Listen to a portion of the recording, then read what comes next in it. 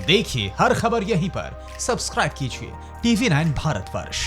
मैं सीधे अभिषेक के पास चलूंगा। अभिषेक, जो मेरे पास फैक्ट्स एंड फिगर्स हैं, राज्यसभा के चुनावों से साफ होता है कि सारे के सारे आंकड़े अभी कांग्रेस के पास हैं और उसकी पार्टी में कोई दिक्कत नहीं है। अभी अभी राज्यसभा के चुनाव हुए, क्या कहेंगे अभिषेक? इसमें दो राय नहीं है और इसमें भी कोई दो राय नहीं है। निशांत की अशोक गहलोत की हालत कोई ऐसी खराब हालत नहीं है कि आप ऐसा लगे कि वो सरकार उनके हाथ से खींच जाएगी। ये बात अलग है कि सचिन पायलट की इस बगावत से समस्या खड़ी हुई है। ये जो बसों में लेकर के रिजॉर्ट की ओर जा रहे हैं विधायकों को, ये बता रहा है कि पैनिक है।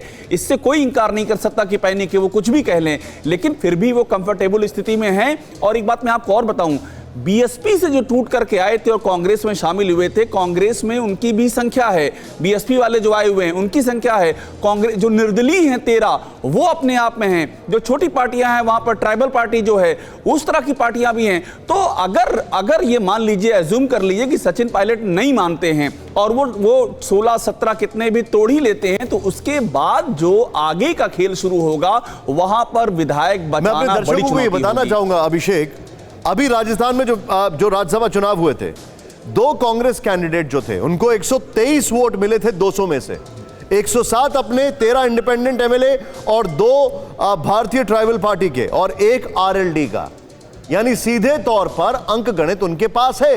अमोद जी, क्या यही वजह है कि बीजेपी यही कह रही है कि देखिए हम कांग्रेस के इंटरनल मैटर में इंटरफेयर नहीं करेंगे, क्योंकि राज्यसभा चुनाव में देख चुके हैं कि रियलिटी क्या है, और यहां पर सचिन के जितने भी लोग साथ हैं उनका कन्विक्शन दिखाई नहीं दे रहा है।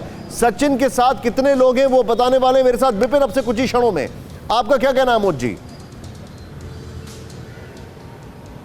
देखिए निशांत, बीजेपी किसी भी तरह से ये नहीं चाहती कि ये मैसेज आए कि बीजेपी कांग्रेस के एक बिगड़ते हुए आपसी संबंधों में उंगली डाल रही है और उसको और ख़राब कर रही है। इसलिए बीजेपी का ये कहना है कि वो दूर बैठकर इनकी आपसी जो लड़ाई है, आपसी जो टक्कर है, उसको मॉनिटर करेगी। और अगर सचिन पायलट आना चाहते हैं हमारे साथ, तो बीजेपी उसको स्वीकार करने को तैयार है। और किसी न किसी स्तर पे, बड़े स्तर पे बातचीत भी लगातार हुई है। सचिन पायलट, ऐसा नहीं है कि सचिन पायलट से बीजेपी के बड़े नेताओं की बातचीत नहीं हुई है। अब बीजेपी का कहना यह है कि चूंकि सचिन पायलट वहाँ एक कद्दावर नेता हैं, एक वर्ग विशेष में, युवाओं में उनकी अच्छी पैठ है, बीजेपी के लिए उपयोगी हो सकते हैं, लिहाजा उनका पार्टी में उपयोगिता भविष्य में हो सकता है, इसलिए उनको लिया जा सकता है। कांग्रेस से वो नाखुश हैं। और जैसा कि आपने पहले भी जिक्र किया कि ज्योतिरादित्य सिंधिया के मसले में भी यही तर्क दिया गया था, उसी तरह का तर्क इनके केस में भी दिया जा रहा है। लेकिन महत्वपूर्ण बात यहाँ ये है